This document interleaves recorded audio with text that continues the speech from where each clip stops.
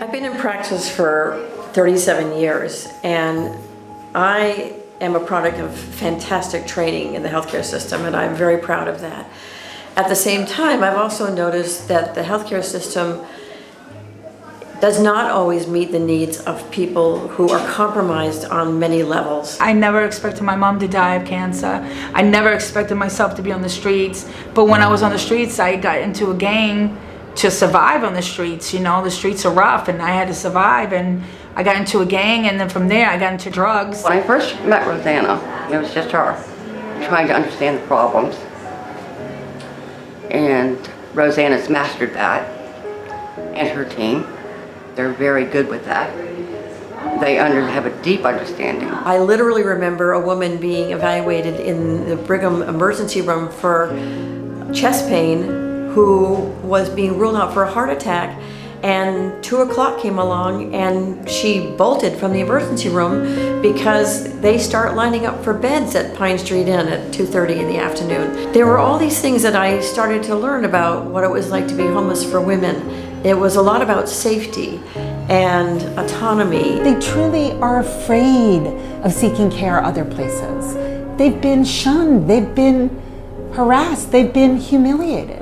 People are not kind to these women. We are a mobile team of doctors and nurses, a community health worker, and students. We are invited guests of the shelters to set up our mobile clinics in the shelters. To know that that medical care is there is huge, and to know that a housing search is being conducted and someone's helping you, your sense of hope began to rise. We work as sort of a filter for non-emergent problems. We can nip the problem early in the bud before it develops into something that could be pretty serious. I went to the emergency all the time for my COPD because my lungs would close up on me.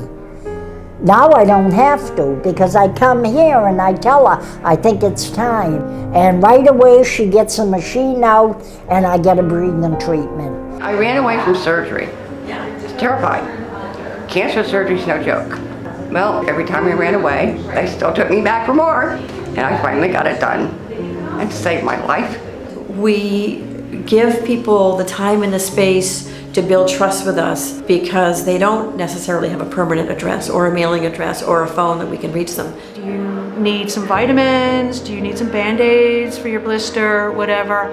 And that begins a kind of interaction in which you can get a little more history, maybe, if they're willing to divulge. Some people are very willing, some are not, and it takes a few visits. They all have compassion because they know that I'm a very private person and a hurting person, but I've grown, and it just makes me feel so enlightened within. I feel like a human being. It's just kind of the beauty of what we do, is that we have that opportunity to take that time to do it right. There is no billing code for sitting on the sidewalk having a cup of coffee with a homeless woman who is suffering with schizophrenia. We're able to form long-standing relationships with the women and also with other stakeholders in the women's health, like the other shelters where they stay or their primary care providers. We actually bring ourselves with our medical bags and go to wherever the client is, whether it's a Dunkin' Donuts lobby or their shelter space or even their car. It eliminates some of those barriers to care, like lack of transportation or concerns about judgment from whoever they may encounter in the hospital or clinic setting. I felt safe. I never felt that way before with trying to seek help. If, for example, they're coming in and they have a headache because they've been up all night and then they were assaulted because they don't have a safe place to sleep and now they're feeling anxious, and we really have the ability to unfold all of that and build them up and find the different separate resources versus just focusing on one aspect. All of those things like food and safety and transportation and food sources are part of what constitutes someone's health. We're not just the doctor, the nurse, the social worker, the advocate. We're all of it. We are going to be that safety net. We're going to catch you if you fall. And if you try to call the doctor's office and you can't get through, or if you go to the emergency room and they treat you disrespectfully, or you can't fill out that form because it's 25 pages long and you don't understand it, we're going to help you with that. But ultimately, you're going to learn how to fly on your own. This organization means everything to me because I don't think if I had it, I don't think I would have ever made it, you know? I've been clean and sober over 10 years. I'm married. I go out every day to do outreach. I do street reach. I'm not cane trained. We wanted to use our nurses and we wanted to use our volunteer doctors to deliver the care that these women needed. And we've done that. For 20 years, we have been there on the front lines helping these women get the care they need. We have been able to show better birth outcomes, longer gestational age, shorter hospital stays, shorter NICU times. If we didn't exist, if they couldn't just pop in because they have a headache or don't feel well or fell and twisted their ankle, they may never seek medical care. They actually would just keep going because that's what these women do. They're strong, they're survivors. There's a lot that's broken in our healthcare system, but this is a program that works and ultimately saves a ton of money for the culture at large. We are saving the healthcare system and the taxpayers millions. We are preventing thousands of emergency room visits. We are preventing chronic diseases from getting out of control. And the average person should be invested in that because that's your taxes that we're talking about. What has to happen for the healthcare system to succeed in controlling costs and improving health and preventing disease is it has to work with us.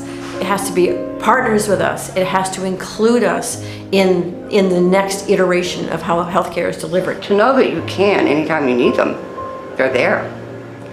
Because unfortunately, illness, you don't get to pick the time. Dr. Rosanna has this compassion in her heart that it's not about her being a doctor and it's not about you having a license. It's that you really have the compassion and love to help people. No one gets unnoticed. She's always hugging and really finding out how you doing. You have been like the greatest joy and the best mother figure I could possibly have since I don't have one, and your team is awesome. She's such a dedicated doctor and a dedicated mom. That's how I define Dr. Rosanna Means. The pain will go away if you have love, and she provides that kind of love. Rosanna and her team, you can turn to them anytime. And I have for 3 decades. So, I certainly know whereof I speak.